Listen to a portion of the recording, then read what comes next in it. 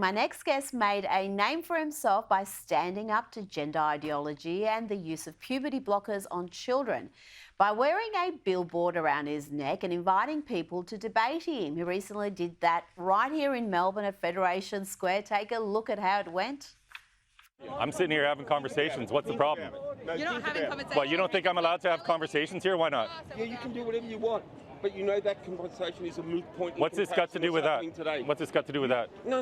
All I'm telling you is you're looking for problems. That's why you're here. I'm here to have conversations. I came here from Canada just to talk. You're not welcome Just to talk here. to you. Go back to Canada. I'm not going anywhere.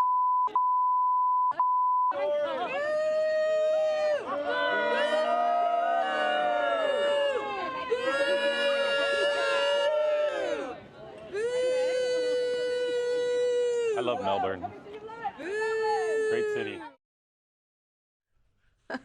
Welcome to Melbourne. Go back to Canada. Chris Ellston, also known as Billboard Chris, joins me now. How did you find the good people of Melbourne? Were they all as charming and rational as that lot? Well, I do love Melbourne, and I'm actually getting a lot of support, but there was a women's rights rally against domestic violence going on. On the weekend, yes. And for some reason, a lot of the women that attended that rally think I'm the bad guy because I have this opinion that we shouldn't be maiming and sterilizing children. It really doesn't make sense. It is a weird sort of conclusion to make that you're the enemy, because your cause is very different to what was being protested about. You are all about what you say is the protection of children, to stop children being medically particularly transitioned as under 18 and not equipped to make those sort of decisions.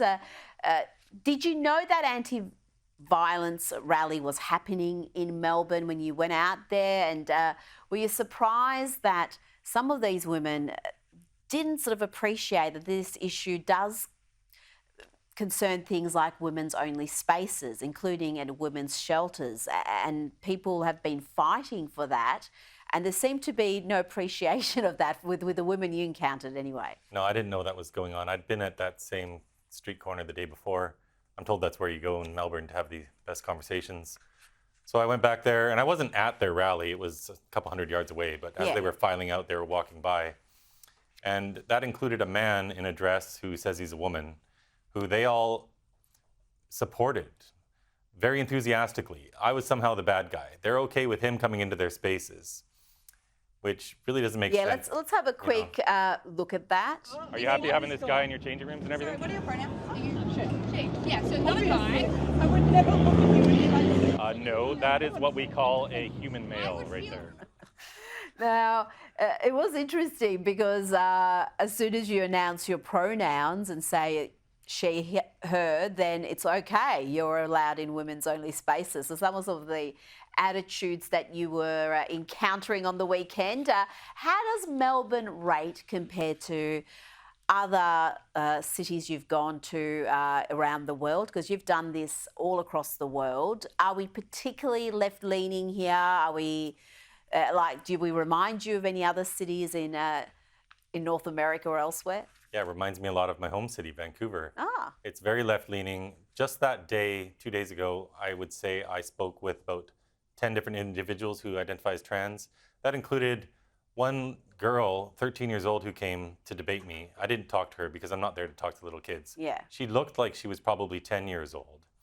Running around the city with 3 other friends on a Sunday, no parents present. She said to a woman that she was speaking to that she was wearing chest binders. And it just breaks my heart, because this is a little kid. It's just a little girl, and she's already this fiery social justice warrior, and she's been deceived into believing that she's really a boy. And this is going on everywhere. At the University of Melbourne today, I was just there for 2 hours in the morning. I talked with 4 trans-identified males. So it's going on a lot out there, and you can pretty much tell how woke a city is by the amount of colored hair that you see. And there's a whole lot of purple and blue and pink hair. Green hair, yes. I saw some footage of you talking to people with all sorts of... I don't know if all of Melbourne and Victoria is like the centre of the city in Federation Square, so hopefully it's not that bad. Why do you do this? Tell me what motivates your activism, why you see this as a really important issue. Well, I think there's no doubt that this is the greatest child abuse scandal in modern medicine history. There's no such thing as a child born wrong. We should never be teaching children that they're born in the wrong body. Nobody can define what that means, but I think it's extraordinarily abusive. The positive message we should be sending is that they're perfect just as they are. They don't need drugs or scalpels to be their true selves. But they've come to believe that just because they're a little different, or they've got autism, as a lot of these kids do, or they've suffered abuse or trauma, and they're having a tough time in life, a lot of these kids have come to believe that gender is the source of all their problems. And of course it's not. When they go through these drugs and hormones and surgeries, all the existing problems they have in life still remain, but now we're turning them into lifelong pharmaceutical patients. Well, do you feel vindicated by the number of countries now that are banning puberty blockers for minors? You've seen the NHS make that decision recently. Some of the things you've advocated for were described as extreme not long ago, but you've had medical authorities come around to that way of thinking, not in every country, certainly not in Australia yet. Do you feel vindicated by those developments in recent months? Yeah, I mean, I've never had a shadow of doubt in my mind about what's right or wrong in this, and I've always had more than 90% support from the population. That one part of the city is for sure a bit more woke, but you know, we've had a lot of data for a long time. We have this new CAS review out of England, 388 pages long, a 3.5-year review, found this isn't helping children psychologically. Sweden, Finland, Denmark, Norway, Germany, they've all come to the same conclusions. Yeah. Half the states in the US have legislated an end to this.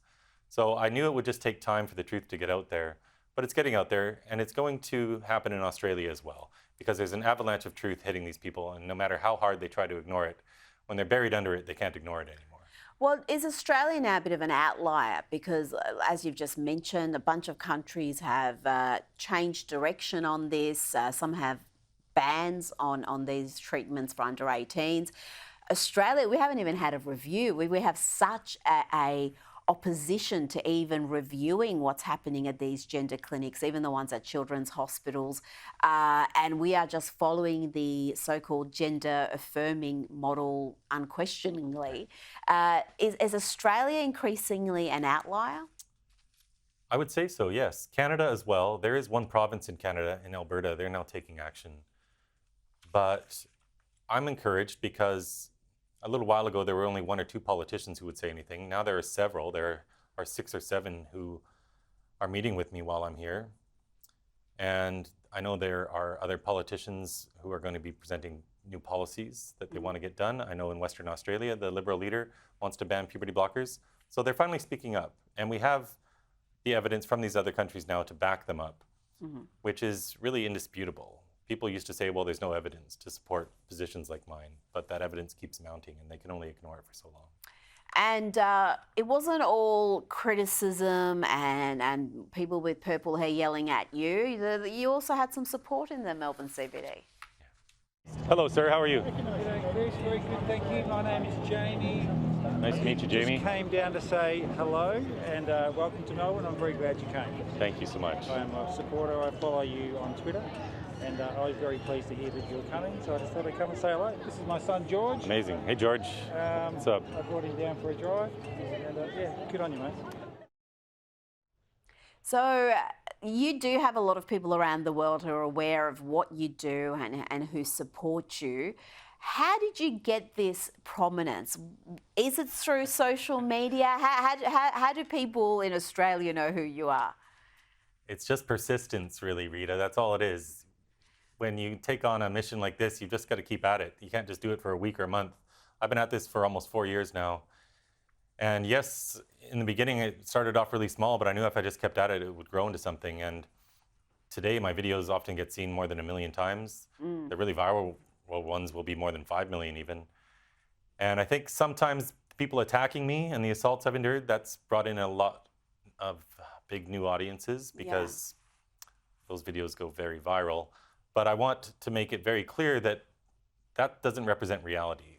More than 90% of the time, I'm getting nothing but support and love, no matter where I go. That's fantastic to hear.